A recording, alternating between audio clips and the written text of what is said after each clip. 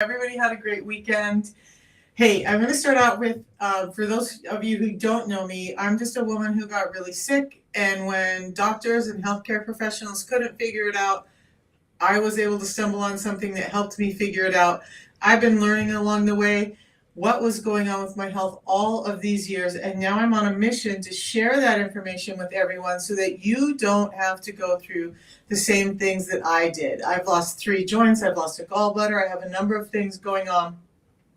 And when doctors and nutritionists and all those people couldn't tell me what was happening, again, I stumbled on something and I've been reversing and fixing a number of those things. Now, I'll never have native joints back where the other ones got replaced, but the one lower body joint that didn't get replaced has been regenerating and no longer needs to be replaced. So it's impactful. You guys, when we talk about insulin resistance, it's not just about weight loss or gain. Although this was me 2 years ago and this is me just recently, I've lost 50 pounds, but I've also gotten all of the rest of the stuff under control.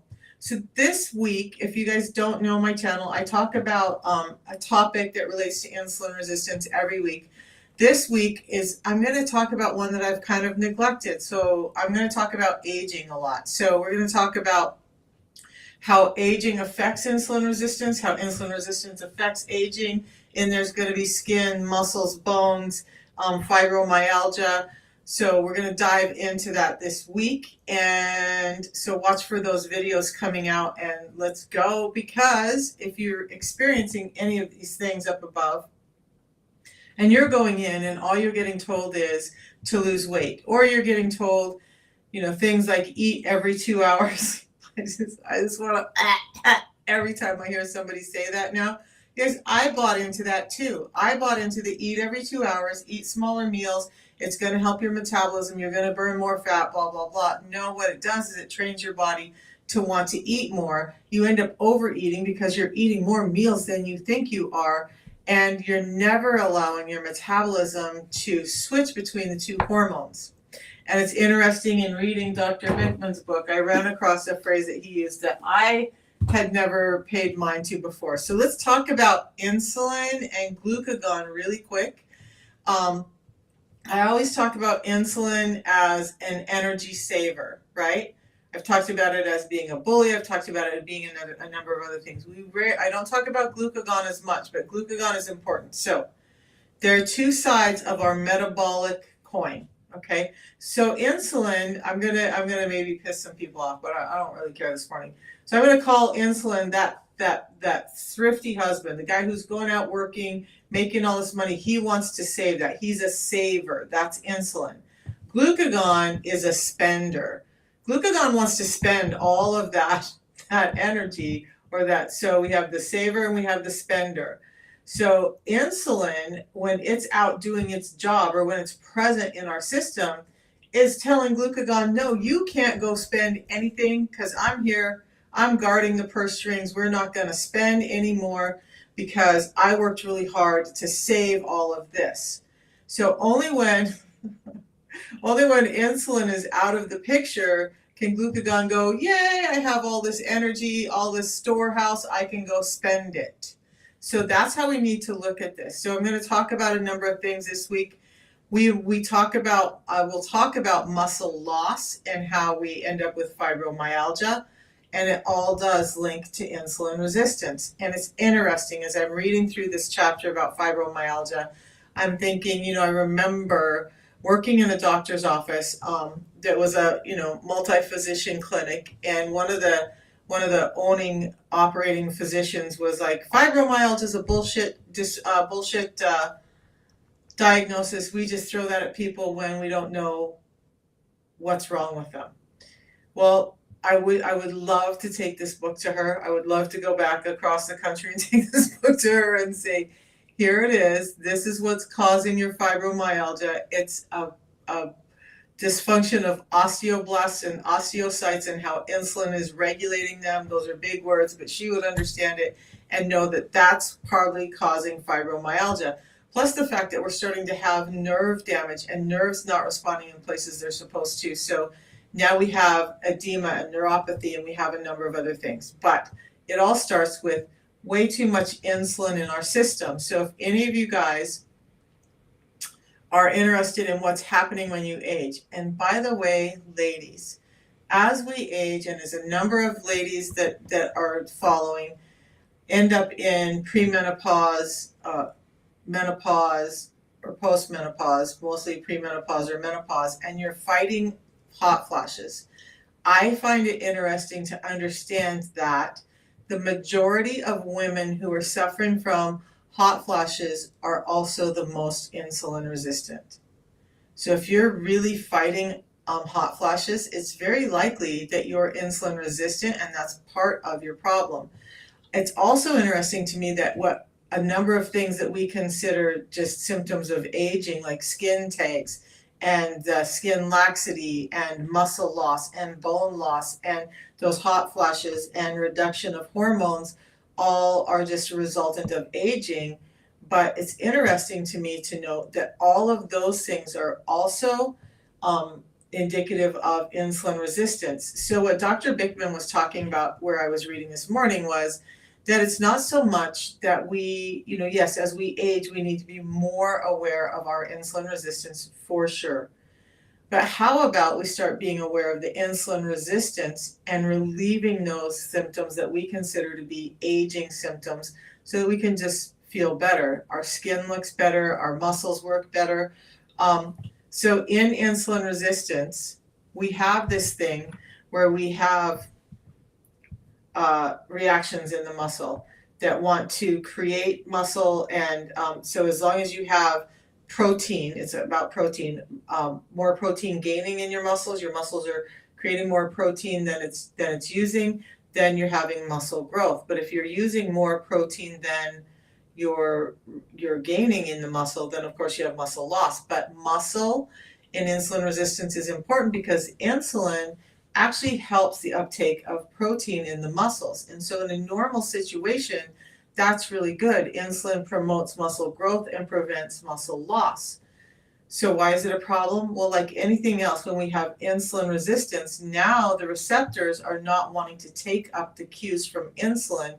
So now we're not building healthy, normal levels of muscle. And I'm not talking bodybuilder levels of muscle. I'm talking about everyday, hold me upright, let me walk through the world levels of muscle.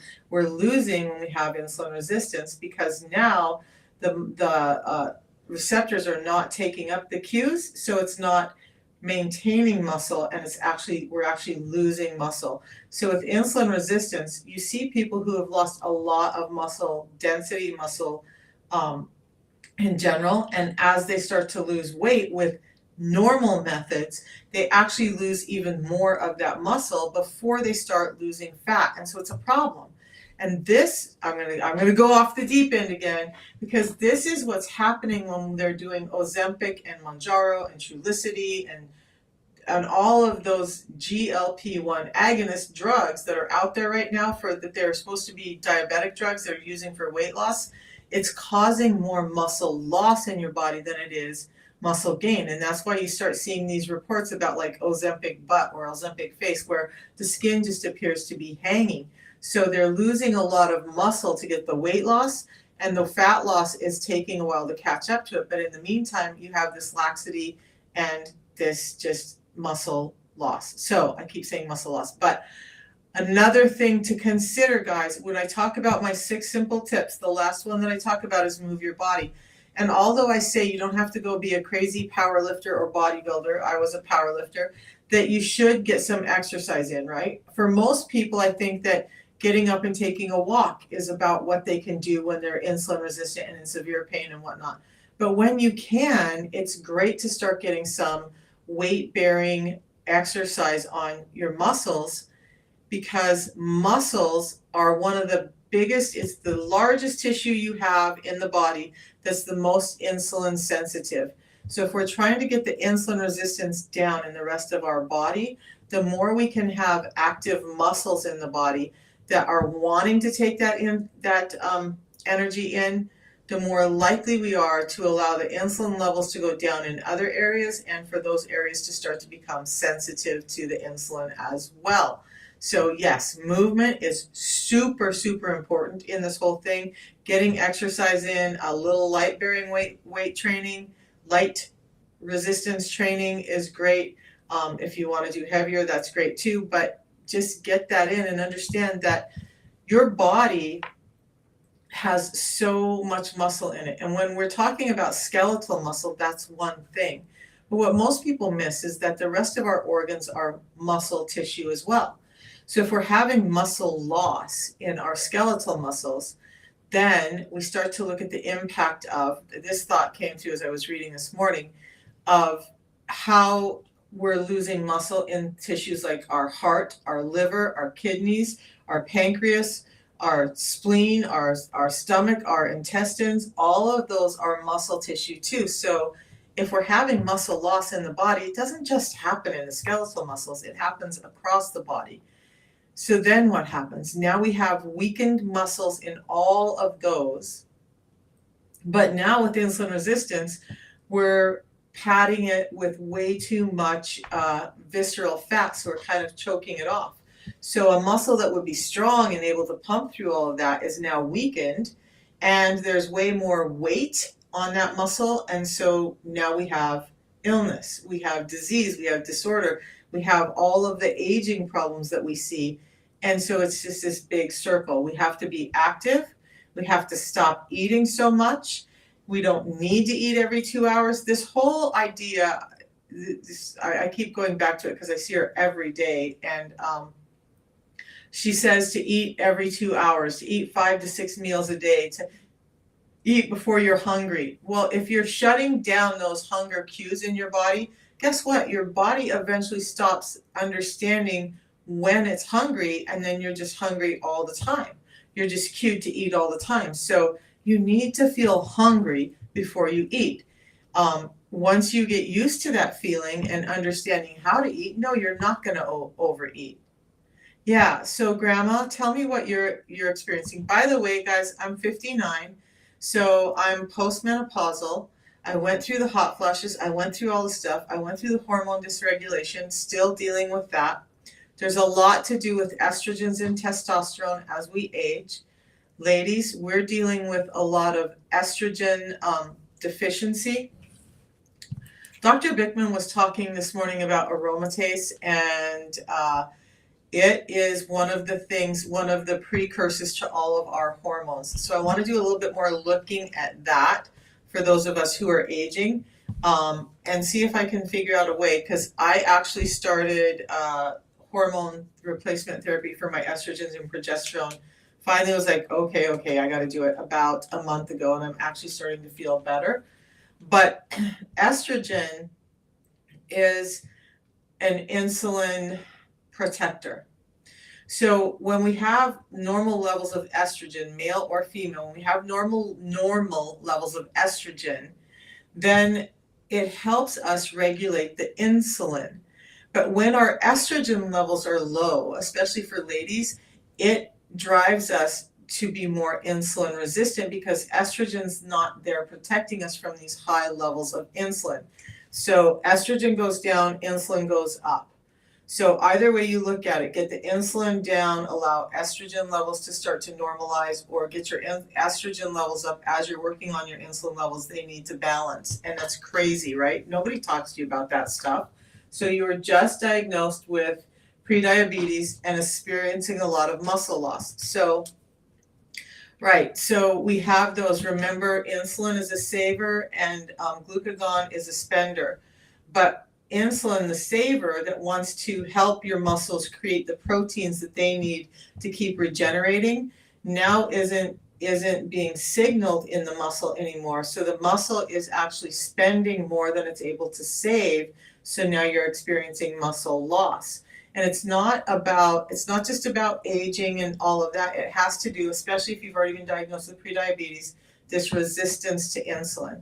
So I've noticed, I just did measurements and weight again this morning because I went through a time where I stalled on my weight loss. I had some other issues I had to deal with besides just the insulin resistance, but I'm starting to lose weight again. But I'm noticing that everything has firmed up from more than 2 years ago when I started losing weight and doing this program.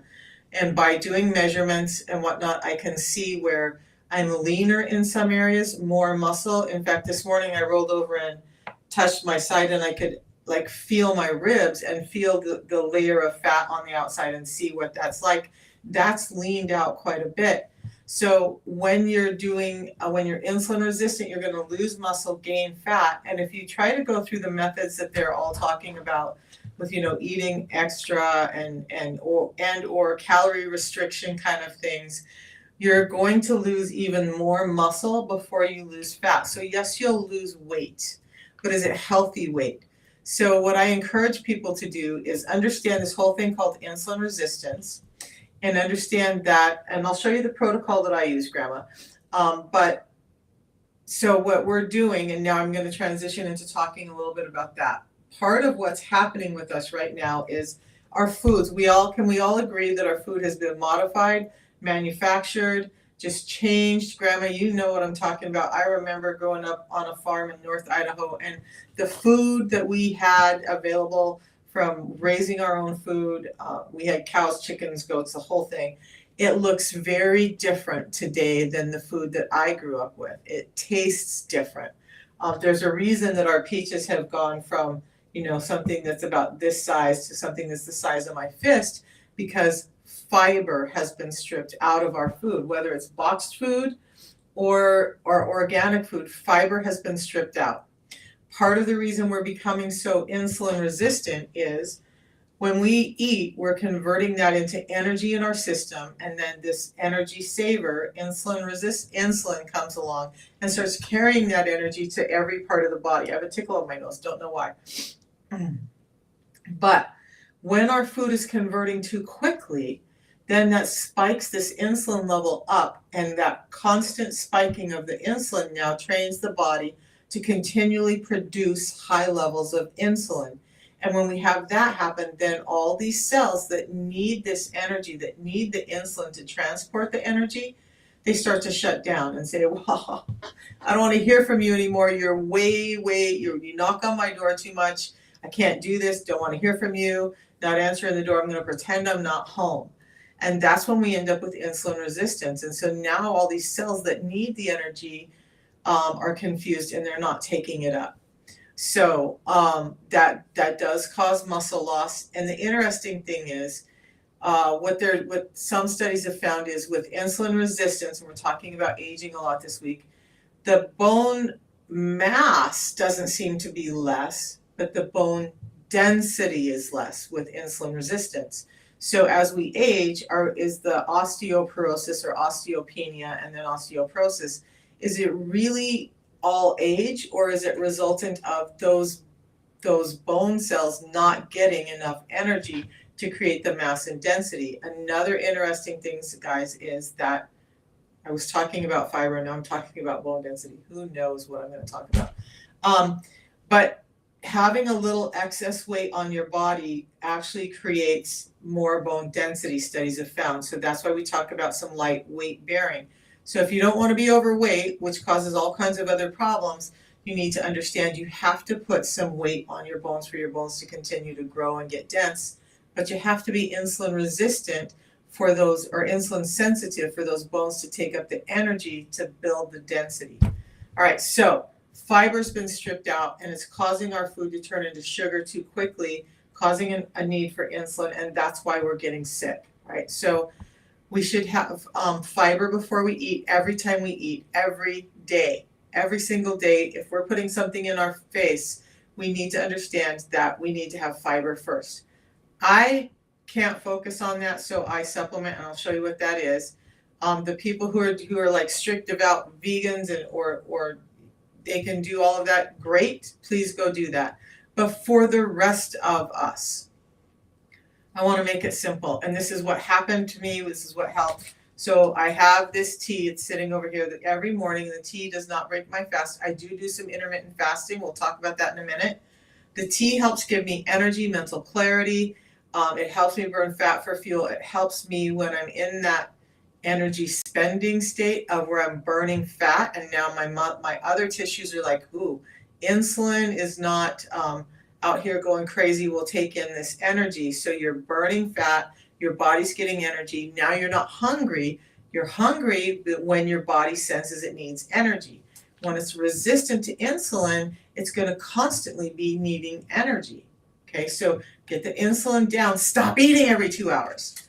I drink the tea in the morning. That helps me through a 16-hour fast and an 8-hour eating window. And most of us who are over 50 are not eating 3 times a day anymore anyway. Grandma, I don't know if that applies to you.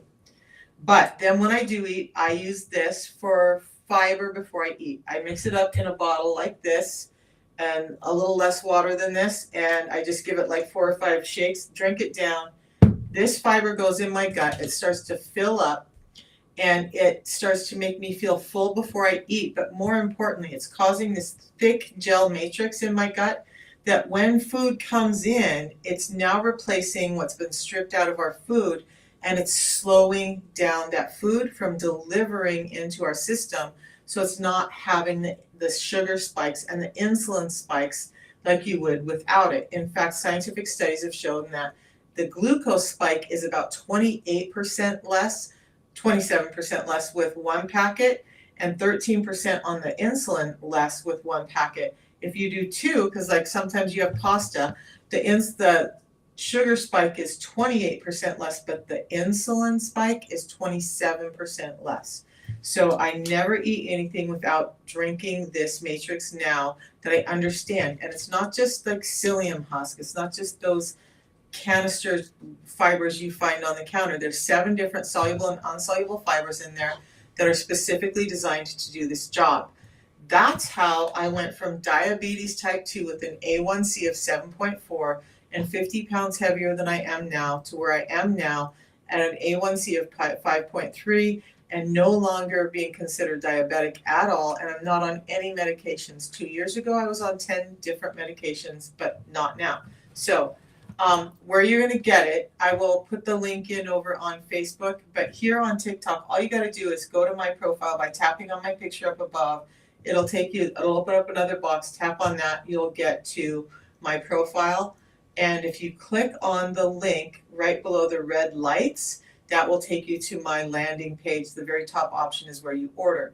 Now, there's also on TikTok, there's a pinned video at the very top of my videos that tells you exactly how to do all of that, where to go, how to order, what to do.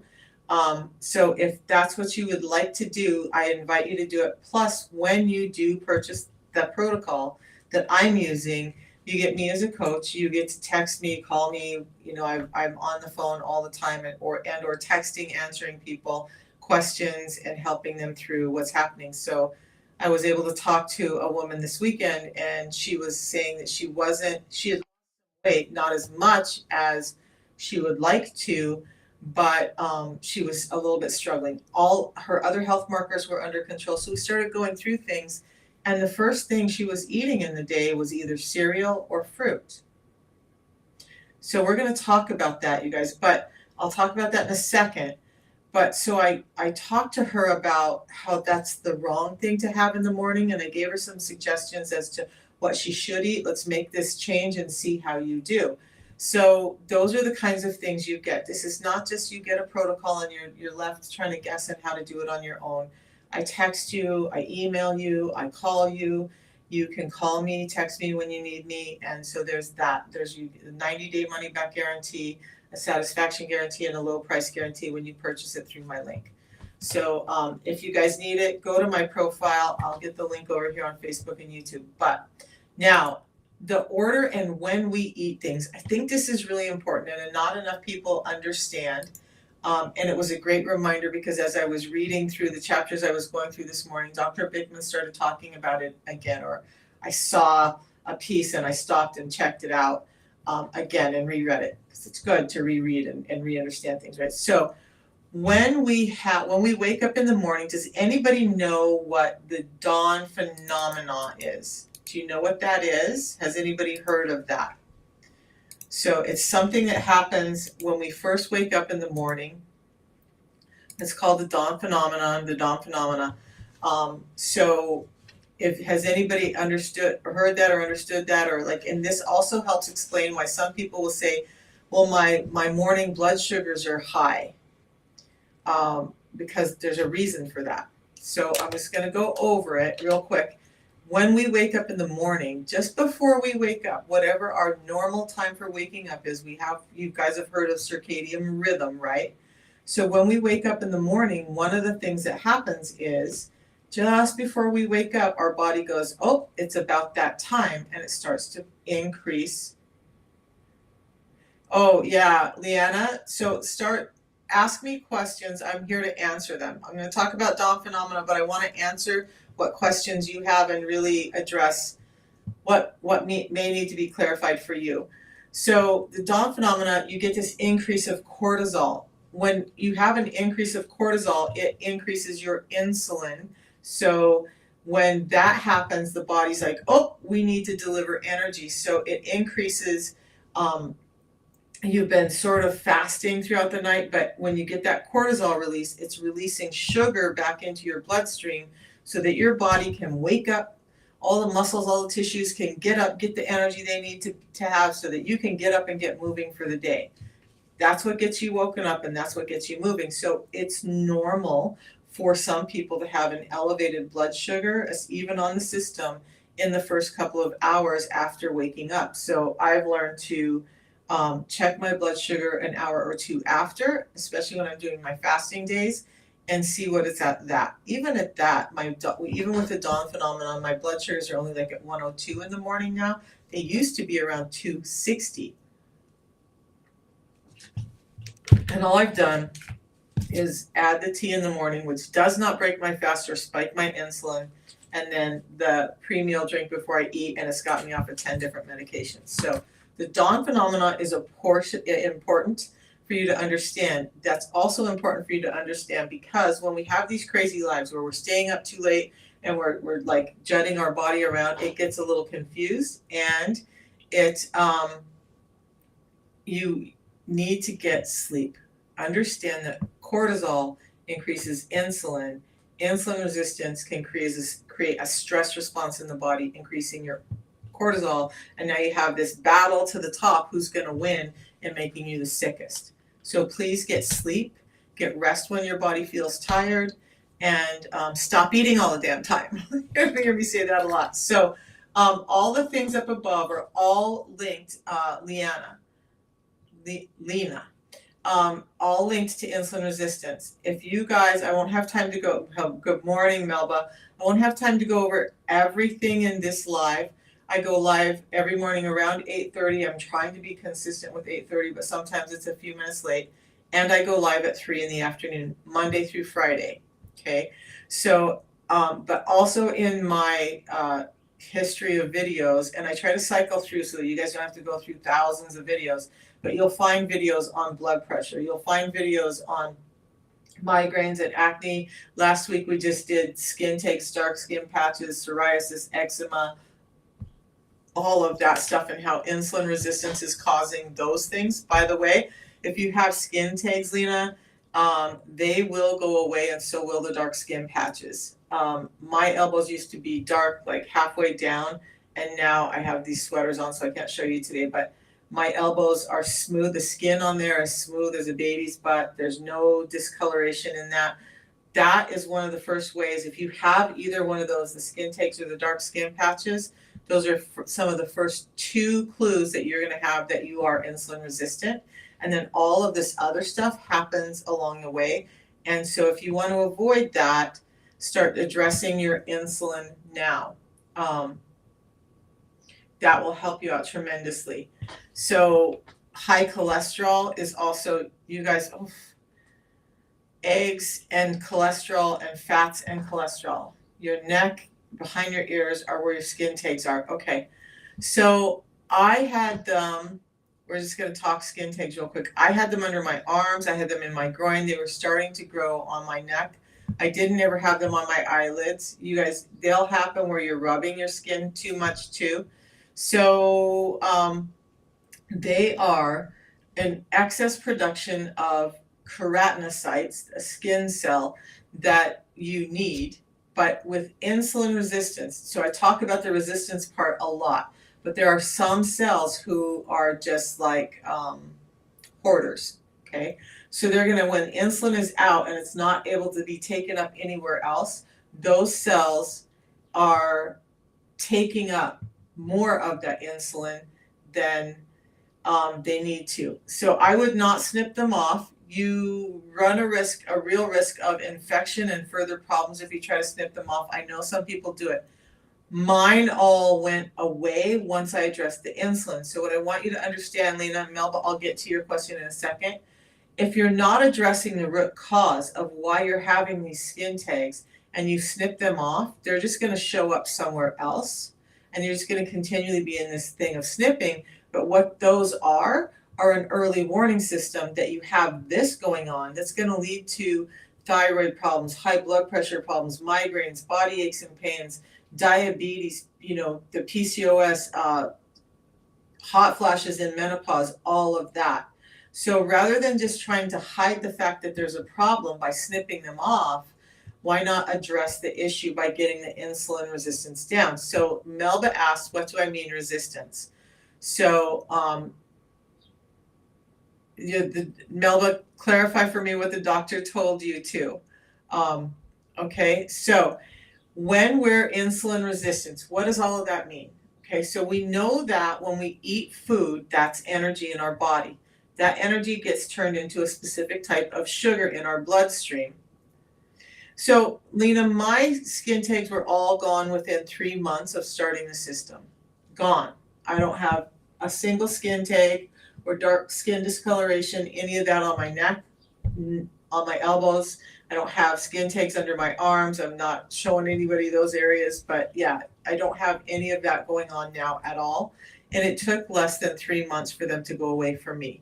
Some people had them go away less time. I've had some people who are extremely insulin resistant take a longer time. Oh yeah, you guys, why?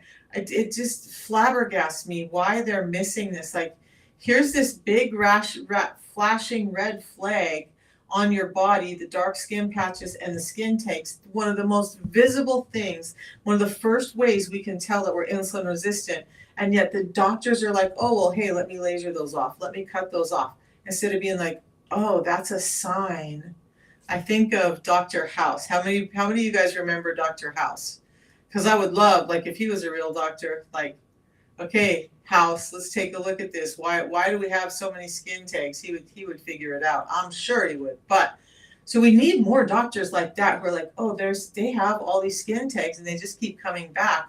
What's really going on? And most of our doctors are not like that. They're like, oh, you came in for skin tags. Let me get the skin tags away, then you'll go away, and then we'll see you next month for something else, whatever that is. Instead of going, she has all these skin tags. That's a sign. The body doesn't do that unless there's something out of balance. Why are they skipping that whole stage of something is wrong? Let's just cut them off so I can move on. That's not helping you. So, Melba, back to the resistance part. When we're having energy in the body, when we're having too much energy in the body, then we have to have insulin, because insulin is a transporter and it's a saver, okay? So insulin, when the body says, oh, there's too much energy or sugar in the bloodstream, it cues the pancreas to create insulin, and insulin then starts to carry all of that energy to every single cell in the body. And when those cells are taking up the cue from insulin to allow this energy in, that's insulin sensitivity, okay?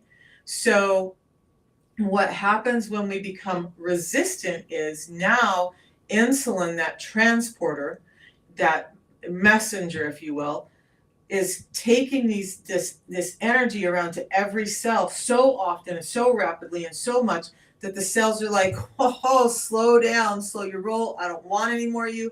I'm not taking any more of you. I don't want to do this. I just can't. So they're resistant to allowing the cue from insulin to allow the energy in. Does that make sense? That's insulin resistance. So what we need to do is start to drop those levels of insulin and the amount of insulin and the amount of energy that's carried through our body to come down, so our cells then will start to be like, oh, okay, it's safe. It's safe now. I need the energy. I'm going to let insulin in. So insulin resistance is that. But when we have a body-wide insulin resistance, a majority of the cells are like that. They're like, whoa, back off, stay away. I don't want your drama. I don't want to hear you. Okay. But some cells, because we all know when there's drama present, some people are like, oh, I'm avoiding it at all costs. And some people are like, oh, hey, bring that on over here. Our body's the same. So we're gonna see insulin resistance as drama, right? So some cells really love that drama and they bring it in, and that's the keratinocytes and in the skin causing excess skin, and then the melanocytes in the skin color, why you get the dark skin colors, and the endothelium inside of your blood vessels are another set of cells that like to take up too much, and then they get too thick, and then your blood has a smaller space to pass through. So that was a bad sign. So you get high blood pressure. So yeah, because most doctors do not know this answer. They should, but when we have a pharmacology or a pharmaceutical industry and a food industry that profits from us being sick and them not knowing, why would they teach them? So more and more doctors are starting to open up to this. Can type 2 become type 1? Type 1, actually, yeah, they call it, I can't remember, it's LADA is what they call it, LADA. So yes, when you become so insulin resistant and so let's think about this and a step back, okay?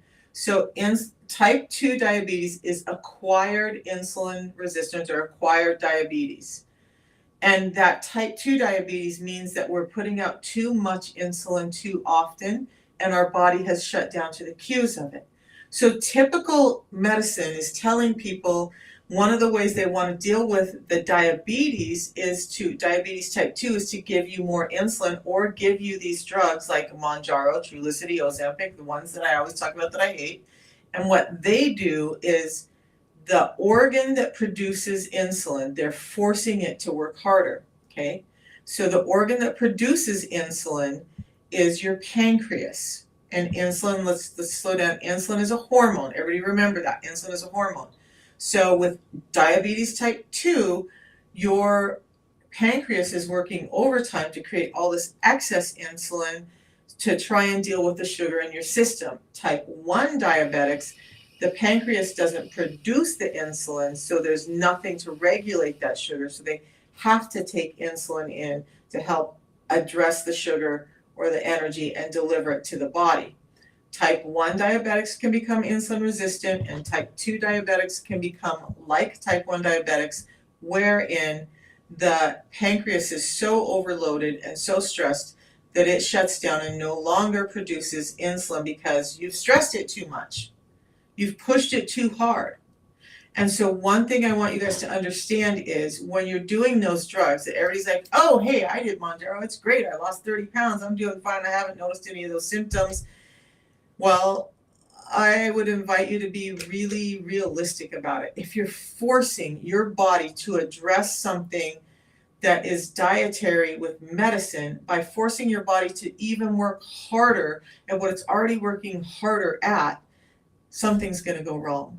And we're already seeing it. I've had people with thyroid, their thyroid gives out, their pancreas does give out. I've had people talk to me about gut issues, gastroparesis, where the stomach muscles just freeze up. With those medications are pretty common. And I've heard people being like, man, I wish I would have listened because now I'm having all these other issues. You guys, I don't just talk about those drugs because, I'm some nut. Like I really do care about the health of our people, and why would we be forcing something in our body that's causing even more damage? It amazes me when people talk about, oh, stop eating so much sugar, and yet you'll shove that, which is even more toxic than the sugar, into your system.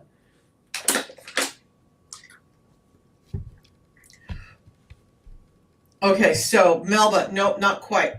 So Melba asked, so if your body is resisting, it's because your body doesn't need it, you're overloaded, then the Ozempic shots is trying to push more in. So close but not quite. So insulin resistance is happening when we have just too much energy. Our body needs the energy, but it's not taking it up. So starry petal, I will put that on my list of things to look up. I'm not going to speak to autoimmune type 1. Are you talking about type 1 diabetic? Because I can't speak clearly on that, so I don't want to until I can.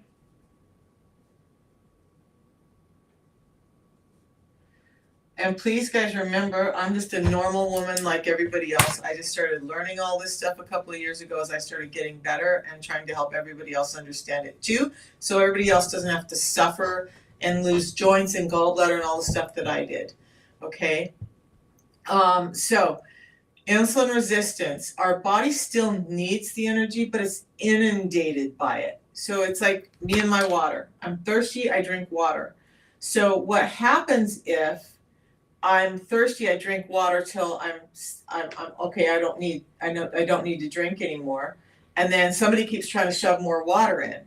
I'm gonna shut my mouth and be like, no, I can't take any more of that in. And then at some point, if they keep trying to pour water down my mouth, I'm just gonna like not even take water from them at all. Okay?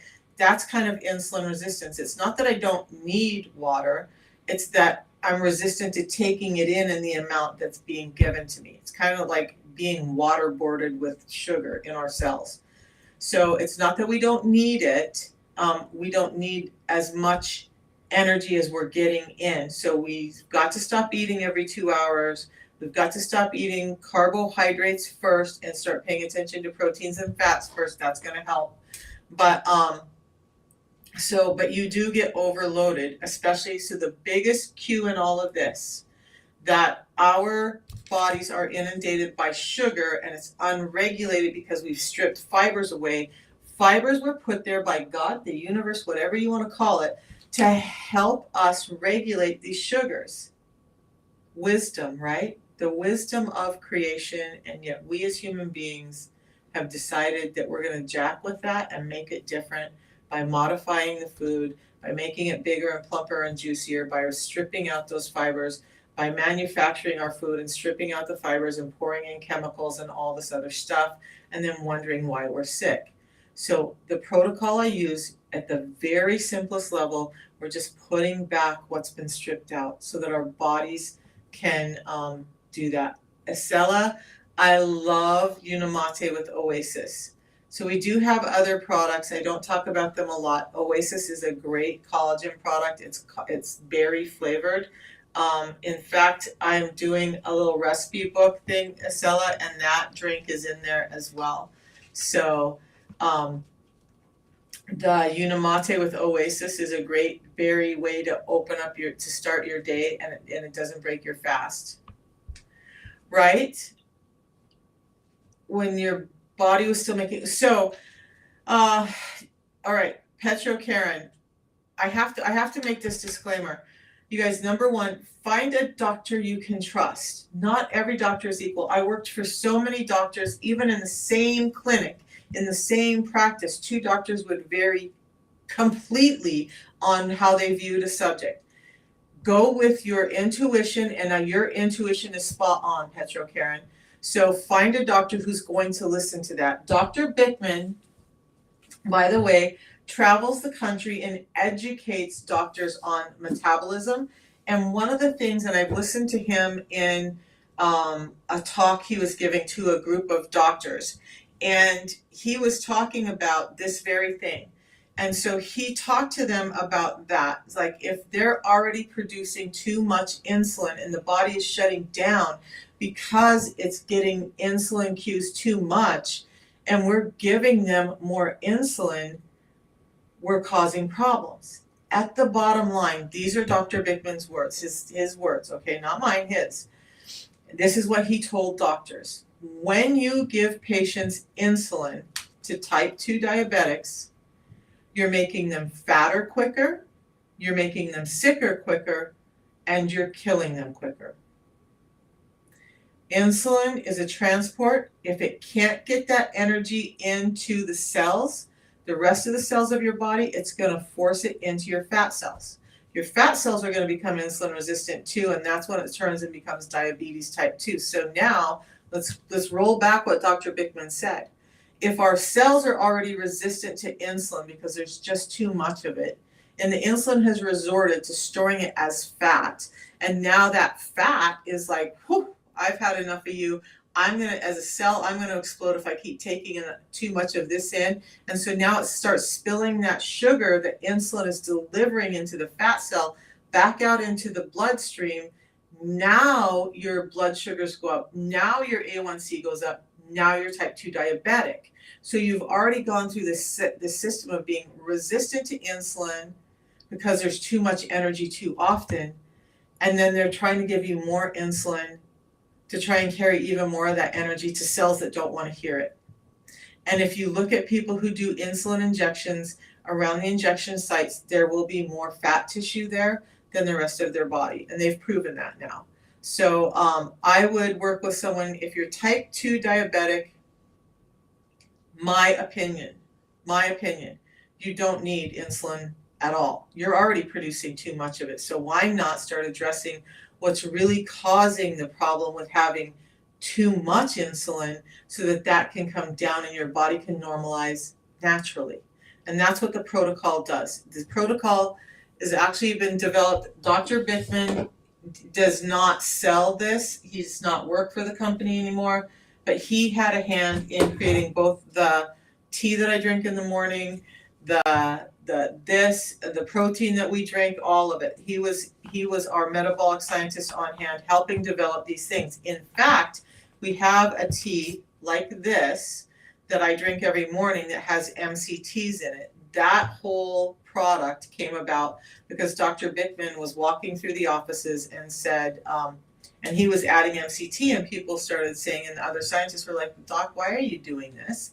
And he talked to them about MCTs and the metabolic, sorry, I say the words wrong sometimes, metabolic implications of it. So they created this product called Unimate Fuel. Our Unimate has the same amount of the Unimate in it and then has some MCT oils already built in. So he works there. We also have a doctor who is a world champion powerlifter and a scientist, and he's worked on the products as well, and he uses them to help him be that world champion. It's not Light Warrior. We have a number of endocrinologists who have been metabolic syndrome. Yeah, so insulin resistance is a huge piece of metabolic syndrome, correct? So when you look at metabolic syndrome, there's a number of cues to it, but insulin resistance is one of the anchor points of metabolic syndrome, okay? So you don't end up with metabolic syndrome without having some insulin resistance. No, I'm not just drinking the company's Kool-Aid. If you were willing to go to the research papers and look at that and understand all of that, we have a number of endocrinologists who are actually prescribing this. We have cardiologists who are prescribing it. We have endocrinologists, cardiologists, neurologists, and oncologists who are all prescribing it. So I can give you the numbers of some people to talk to if you want to reach out to me and look at it. It's you can prescribe this. It's in the PDR.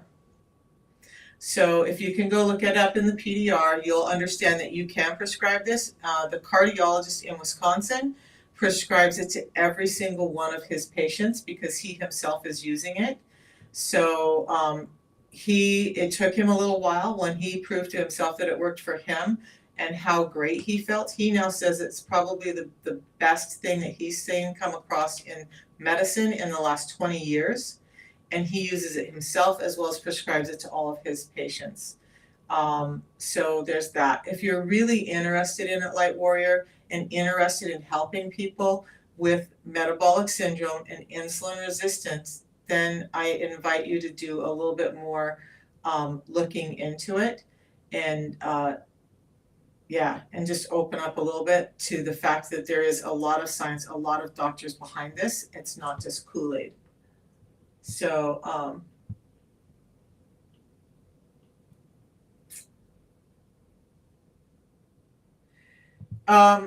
if you will message me, I'll get you his name. I don't remember his name off the top of my head, but I can get you his name. And in fact, I can find, if you message me, there are videos where he talks about this here on TikTok, and I can get you that also, and you can get in contact with him. That's absolutely, you can. Okay, so just, if you, Light Warrior, wanna go to my profile, tap on that, and there's a WhatsApp thing there, just message me on WhatsApp and I'll send you whatever information I can get for you to be able to go talk to him and work this out, okay? Does that sound fair?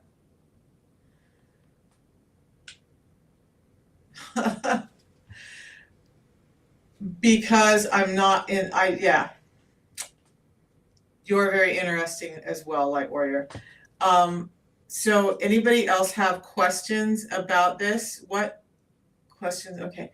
Type 2. If your body's resisting, doesn't mean that, okay, type 2. So, Light Warrior, you are not going to rule my world. That's not how this goes. I'm more than happy to help you, but at this point, you are not what I would like to. I'll put it on I will put it on when I can find it, because I deal with so many doctors. This doctor that I talk about that's a cardiologist, I don't personally deal with him as often.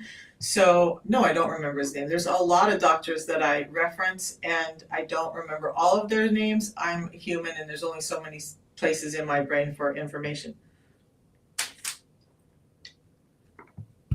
All right. So guys, one more time, if you're suffering with these things, and by the way, we have other endocrinologists, like in Boise, Idaho, there's one, my gal, Christy Wentz, who is a bodybuilder, works with some endocrinologists who take the system themselves and recommend it for their patients.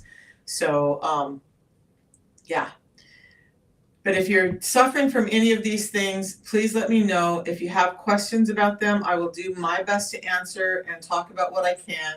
It's interesting to me that an endocrinologist is talking about metabolic syndrome when, again, insulin resistance is the cornerstone of metabolic syndrome. So, yeah, I don't understand how that's off path, but that's, everybody has their thing that they want to argue about in a day, and I'm just not up for that today.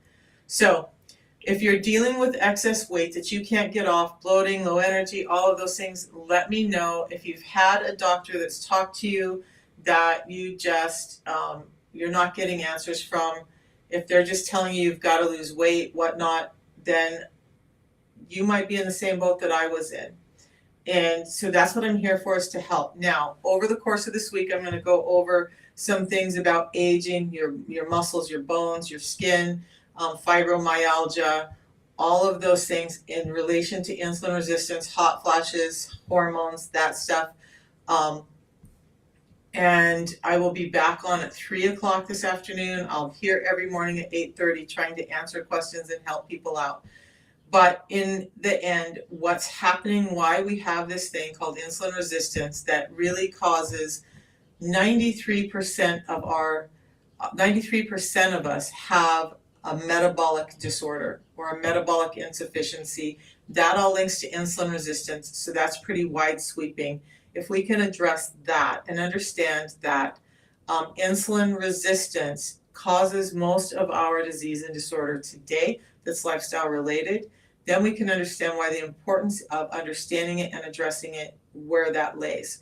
So this is supposed to be simple. I always get the guys who want to argue with stuff, but it is very simple, you guys.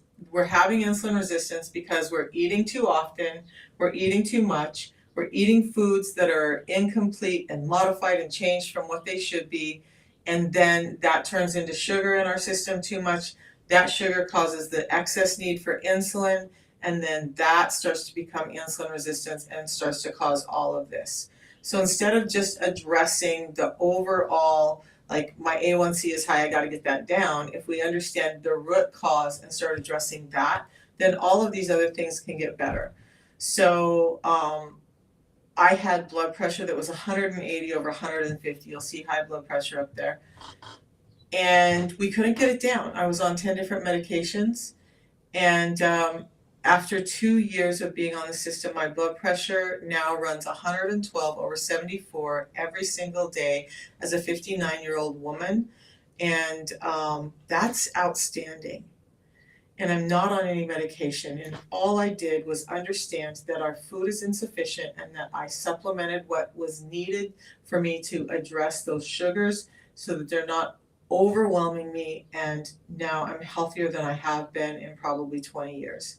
So if you're interested in any of this, ask me questions. If not, I'm going to go get some more work done and I'll be back around 3 o'clock. We'll talk some more. Bring your questions. I'll try to look up the things that have been asked and see what answers I can have. Yeah, every doctor, and that's what I was told too, Lena. So if you don't mind, I'm going to share my story a little bit again. So in 2021, I was diabetic. I had been diagnosed the year before, and it was just progressively getting worse and worse no matter what we did. And I was not going to do Ozempic and those things. They tried me on metformin, and that wasn't working.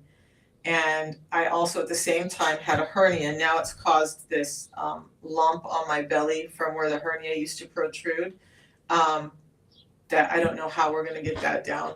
Maybe I might have to wear one of those belts to try and get that to reform.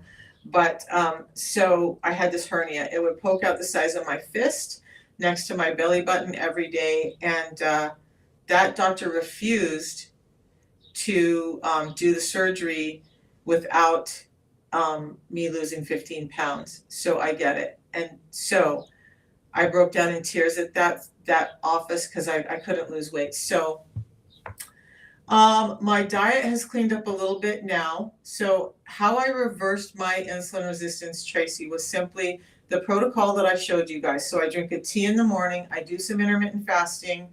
I am going to talk more about fasting this week, you guys, because it is one of the biggest cues that we have to addressing our insulin problems. We're eating too much. Fasting is one cue. So I have that tea in the morning. Normally I do a 16-8 fast. I eat 2 meals a day. So let's talk about that. I'll slow down because I missed a lot of things this morning, but there's so much. So when you have, I talked about the dawn phenomena a little bit earlier. Well, if we already have this cortisol spike in the morning and we already have too much sugar, we're doing the wrong thing when we're eating sugar like oatmeal, cereals, fruits in the morning. What we should be focusing on are things like proteins and fats for our first meal. And in this book, Dr. Bickman talks about circadian rhythms and when when insulin spikes the quickest in relation to sugars and when it spikes the least in relation to sugars. In the afternoon, as our circadian rhythms start to change, we have less insulin spike in relation to sugars than we do in the morning. So this is part of the reason why I have my carbohydrates at my second meal. I do keto, what I call ketoistic. So on a normal day, because I'm doing an every other day fast protocol right now, on a normal day when I do the 16-8 fast, I will have this tea in the morning. And this, for 2.5 years, this is what I did and how I reversed my insulin. So my insulin resistance. I had a tea in the morning and I did some intermittent fasting. So if I ate at 6 o'clock at night, my next meal wouldn't be until at least 10 o'clock, oftentimes noon the next day. This helped shut down my hunger, gave me mental clarity and energy, physical energy. Helps me burn fat for fuel and just helps me get through that fast without even thinking about it. Then when I do eat, I just add in this packet of pre-meal drink that adds in 7 different soluble and insoluble fibers that are specifically designed to help with those glucose spikes so that we don't have the insulin spikes. 10 minutes before it goes in my gut, it gels up, it starts to thicken up, makes me feel full before I eat, helps slow down the delivery of those sugars and fats into my system. And then it also slows down the delivery of it, the whole of the food, so you stay fuller longer. The whole thing, where are you at? Because we're available in 34 countries worldwide, and we have distribution centers worldwide. So if you can tell me where you're at, I can tell you if we're there or not. Yes, we're in New Zealand. In fact, I have a mission, Lena.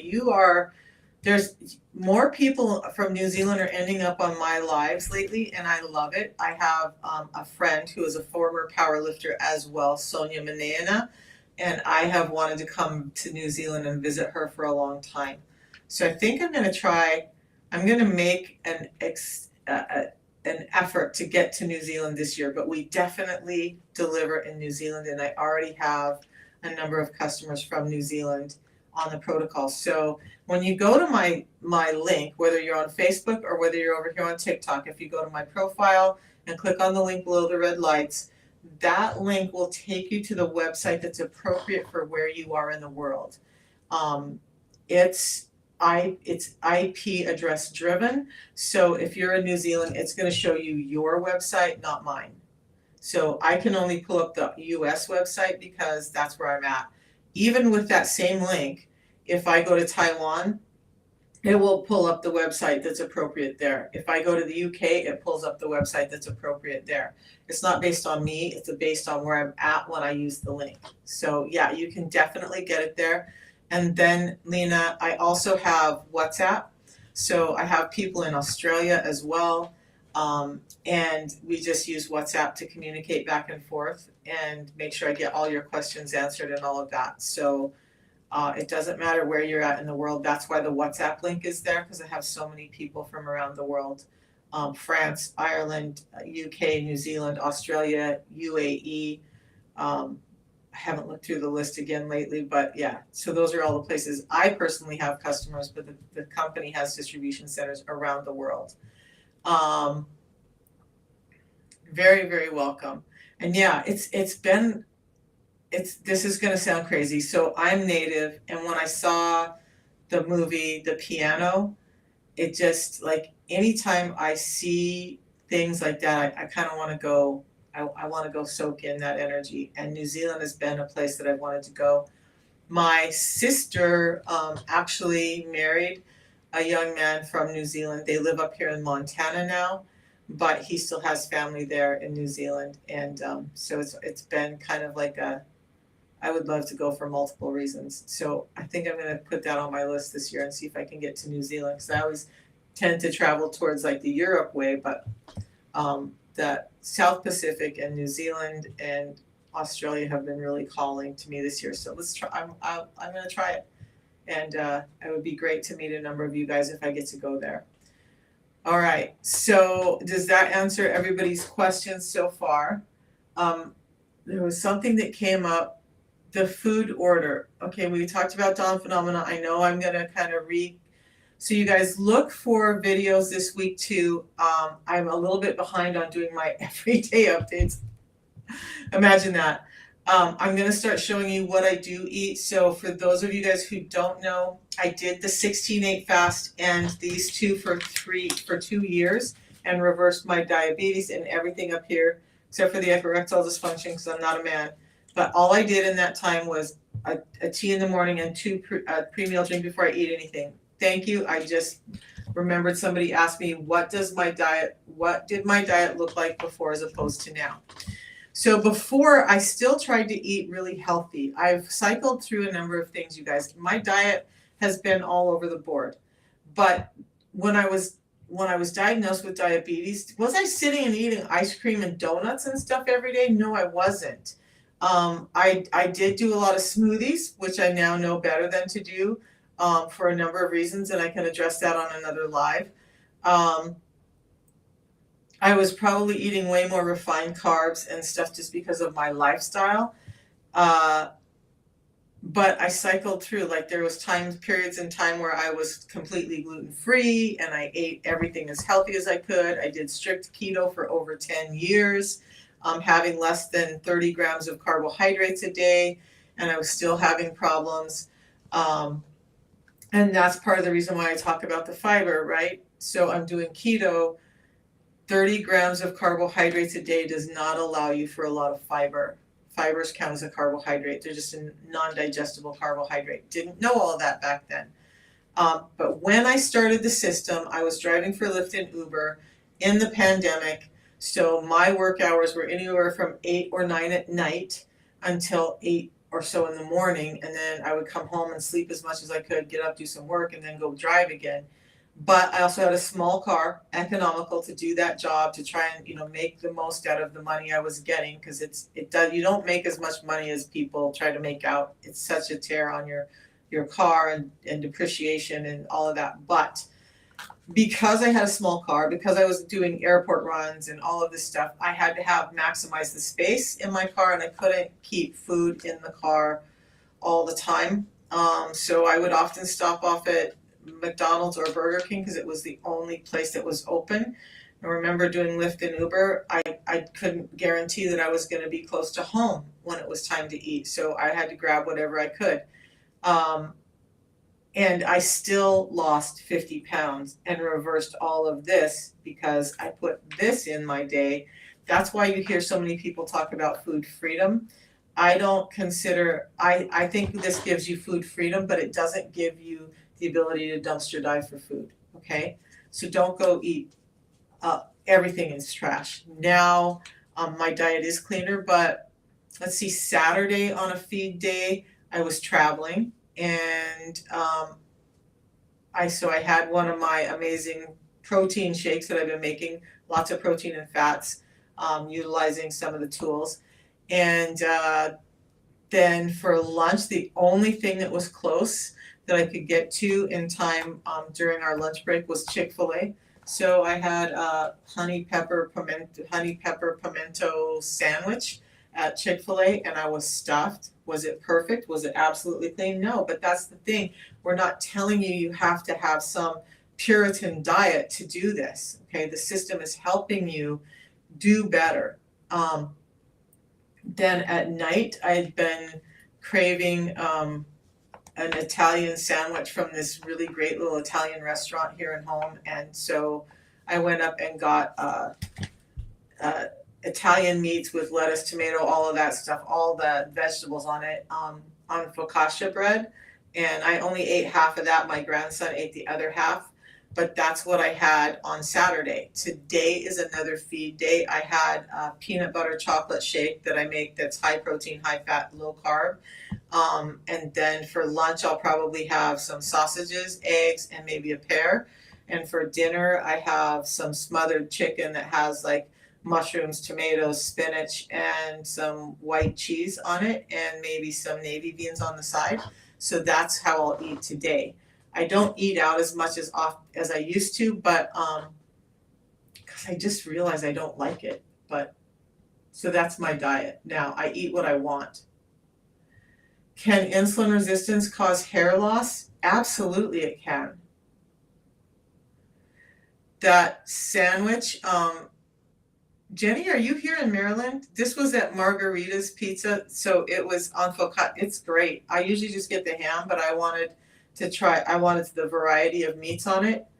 Oh, that sandwich from Chick-fil-A. I like it. It's a really good sandwich, Jenny. It's a really good sandwich. I like it. It does, now the peppers on it are slices, so if it's too much pepper, you can always take the pepper off, but the sandwich is good. The sandwich is good. So Lucy, hair loss. Actually, I was laughing. You guys really can't see it on camera, but you'll see, okay, so like see this hair right here? There was no hair growth. This, because I don't cut bangs, this is all new hair growth since I started the system. So this is 2 years of hair growth that there was no hair in this area, and this area over here, you'll see all of this was balding there, and my hair was thinner. I was just commenting to somebody this weekend that honestly and truly, when I wash my hair now, when I'm trying to get the suds through my hair, it feels like there's so much hair. I have thin hair, but I have a lot of it. But with insulin resistance and age, it was all falling out. Now my hair is thicker and longer than it has ever been in my life because I'm insulin sensitive. So does that help? I know I was trying to find the science behind, in Dr. Bigman's book this morning, I was trying to find the science behind that. Can you afterpay the teas? You can use credit card and you can use pay. You have to order the first month, I think, and then it allows you to like use PayPal, and you can use PayPal credit, whatnot on it. But it has to be paid for before it ships out. I don't know what afterpay is. I guess it's not one I've dealt with.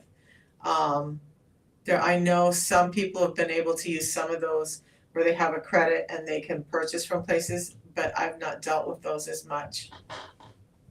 So check it out. Just go to the website and see what you can do. I mean, you'll sign up, you'll get, look, I want to tell you, when you go in, you're going to sign up, you're going to use my code. Please, you guys, if you go to, this happens to me and I heard somebody else talking about it this weekend, people will be like, okay, I'm going to order it, but I'm going to go ahead and go to Amazon or Walmart or eBay and get it. You're not getting the 90-day money back guarantee. You're not getting the coaching.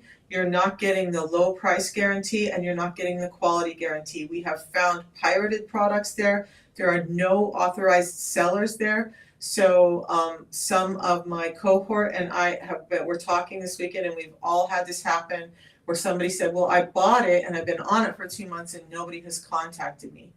That's because they're ordering it from an unauthorized source, and every person who thought that they were getting it cheaper, when we looked at it and broke it down, they were paying at least $100 more than they needed to for the product, and they're not getting the coaching. So please do us both this favor. Just use the link and get it there, and then you get access to me to coach. If I haven't sent you a text or an email, it's because you didn't buy it from me. Okay, that's pretty simple. All right, so guys, I will be back at 3. Thank you all for your time. I'm trying to find out the exact science of why. I know there's hormonal stuff, there's a number of things, but I'm trying to compile it all so I can give a better answer as to why. One of the things is testosterone dominance in us women. When we're not converting testosterone into estrogen, that's causing part of the hair loss. And that all starts with insulin resistance. So the insulin resistance causes that dysregulation in our hormones where we can't convert those androgens into estrogens, and then that creates too much of that. So you end up with like the goat hairs all over your face, but your hair is falling out. Okay, we'll see you on the next live, Lena. Get some rest, and we'll talk to you soon. You guys, everybody have a great day. Melba, thanks for joining in as always. And whoever else is over there, we'll see you guys this afternoon.